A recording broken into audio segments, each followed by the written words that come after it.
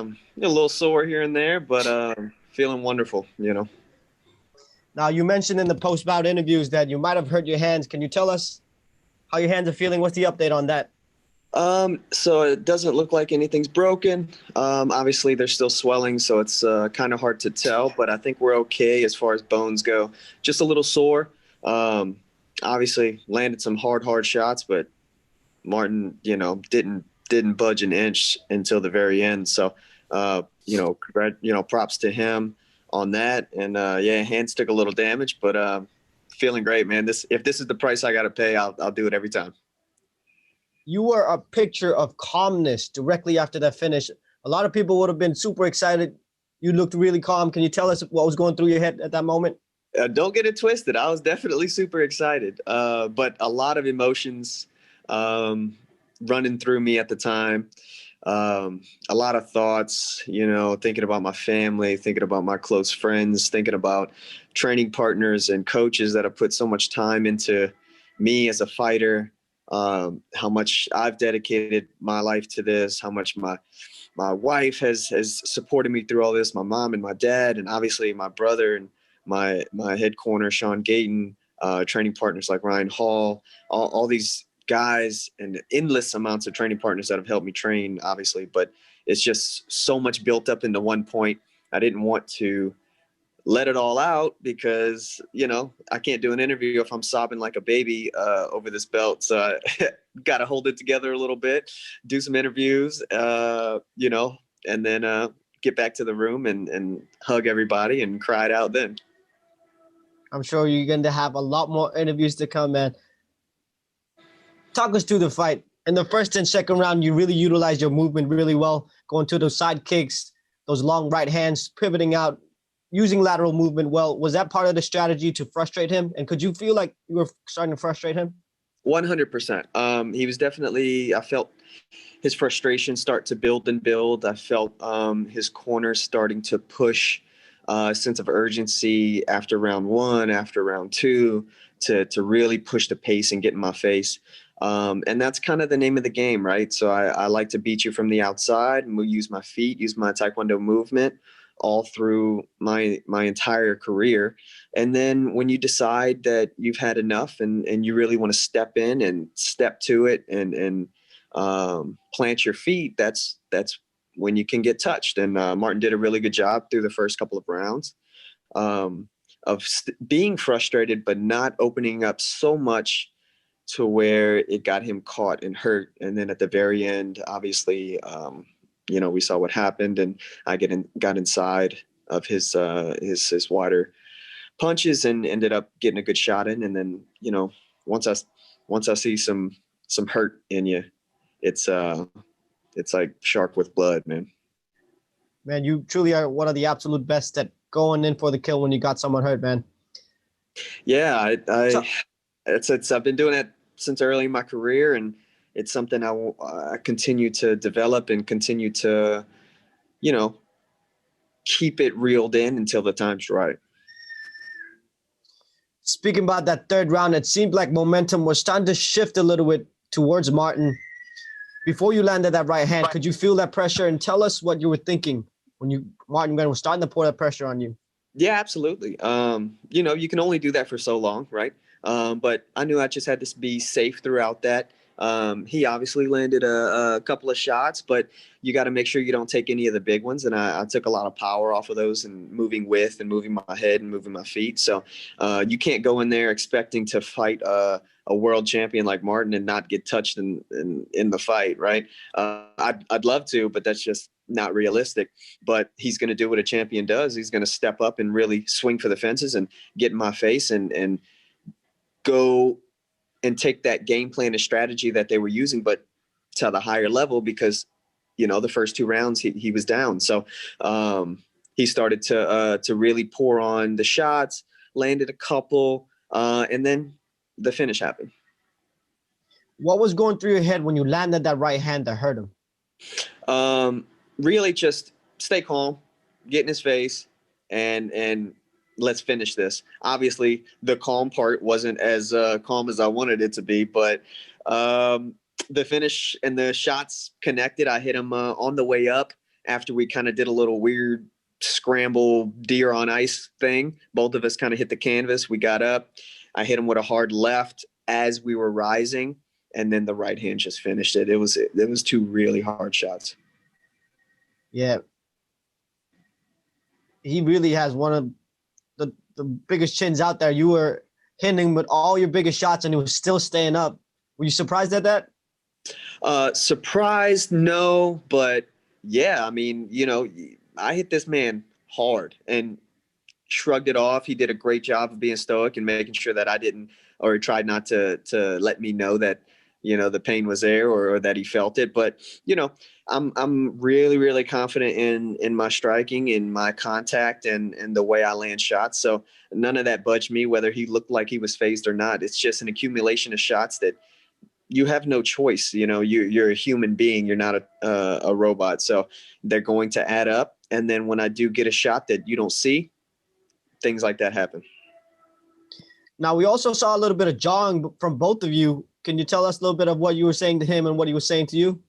Not a lot of talk, just, a little bit as far as like swaying the judges. He just wanted to let the judges know that those kicks didn't affect him. And I checked a couple of kicks that I know felt pretty good on his foot and shin. So I wanted to let him know that he could throw those all day, and, just a little competitive back and forth. I've got literally the utmost respect for Martin and his team. So you won't hear a lot of shit talking from me to anybody, but especially to a guy like that and a team like that who are such great, they hold themselves well.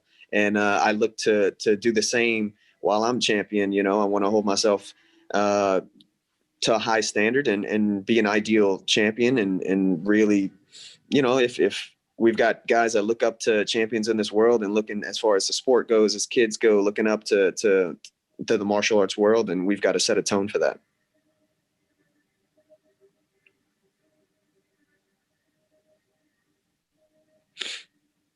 Sorry. Is my connection here? You hear me good? I can hear you now. All right. My bad. No problem. Now, you spoke about this matchup and Martin potentially being the first of a trilogy. You still feel the same about that one? We had a definitive knockout, but yeah, I'm definitely open if Martin fights another fight, and let's see how he does against some of the guys in the top 5 that are rising. And obviously he's going to do really well because Martin's Martin and he's a great fighter. I definitely look to see him again. And, maybe we'll put it back to back and defend the title. Maybe we go to Vietnam and we do it again. Before we go into the Vietnam part, Koyomi Matsushima and Gary Tonin were both scheduled to compete. What are your thoughts on them? Great fighters, obviously, dangerous fighters. It's going to be awesome to see Gary and Matsushima go at it. Obviously, Matsushima just fought for the title, and then Gary's number 5, raising through the ranks. That'll be a great matchup to see where they stand, and we'll see how that plays out. We'll see how the rematch with Martin plays out, and then we'll see who we go after next. All 3 of them will be incredible bouts for sure. Now we got some questions from the Vietnamese media. I'm sure you're ready for this one. First question is, who do you want to share this victory with? I mean, off the top of my head, obviously, my entire family, friends, training crew, the state of Louisiana, the country of the U.S., and obviously the Vietnamese people and the country of Vietnam. It's a lot of people that were paying attention to this. There's a lot of people that have stakes in this, and I think a big fight, and the way it played out, how exciting it was, is only good for these countries, is only good for the company, and only good for the sport. And it's just really nice to do what I can and put on a show for everybody, and kind of bask in the happiness and the celebration of being a champion and being a world champion. And it's, I'm still really taking it in. It's hard to put into words.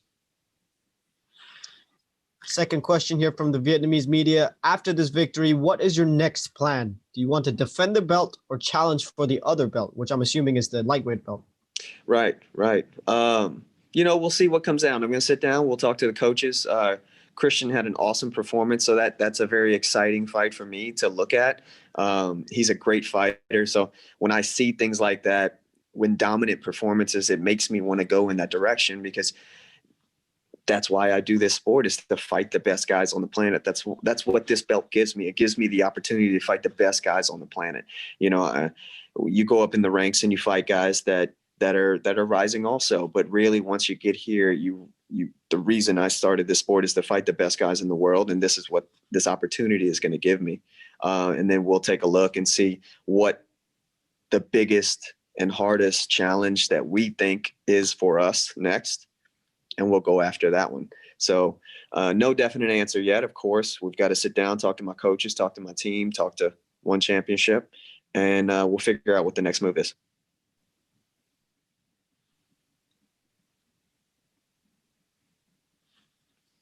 Next question here from the Vietnamese media again. How did you feel at fight day? Did everything go towards your game plan? Yeah. I mean, as far as leading up to the fight, it was the perfect day.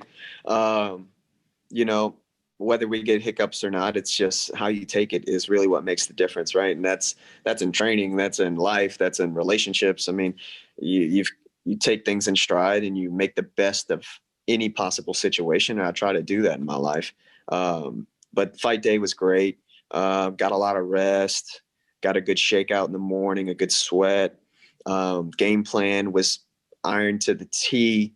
Warm up in the back was wonderful. I was really feeling the music, really feeling, getting loose and relaxed and moving in the cage. And then the fight started and everything played out well. I think the way things were moving in the cage was really well. Y'all finally got to see a little bit of my movement and my left to right and how we play with our feints and our hezzies and all of this stuff. So it was nice to be able to at least show the fans a little bit of what I got. You still haven't seen 90% of me, but at least you got to see that 10%.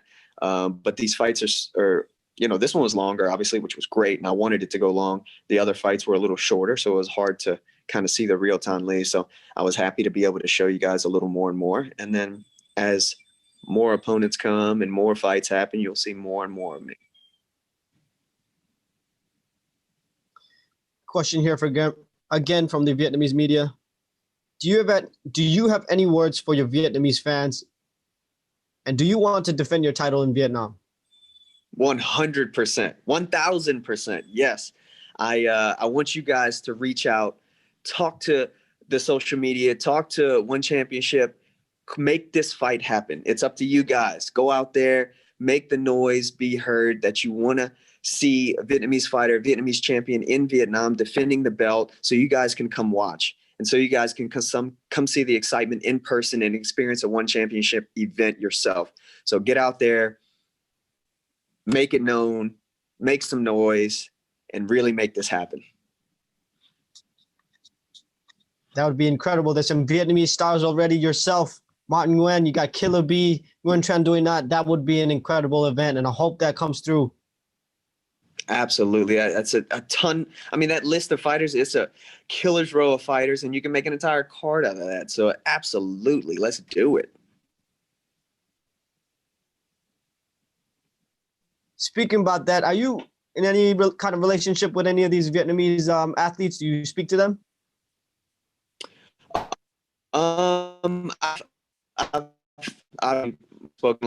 I've spoken to Killer B a little bit, just as far as fights and trainings and events go, but looking to build a closer relationship with these guys. I'd love to set up some kind of meeting or training in Vietnam at one of the big gyms, and we can do seminar tours, we can do anything, just get some training together and kind of get to know one another and really share our sides of the sport and our values, and share that with the Vietnamese people.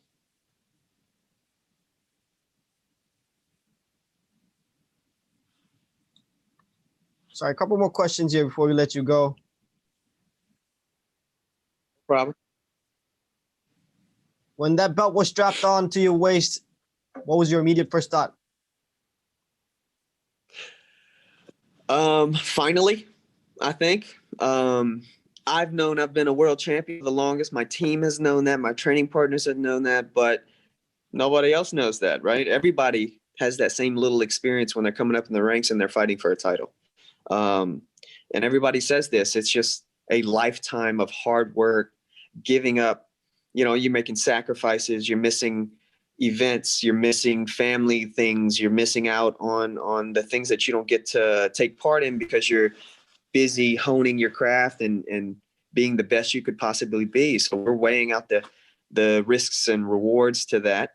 And we try to handle it, in a smart way and handle that work-life balance. But you dedicate everything in your entire life to finally get to this final point, and you're successful.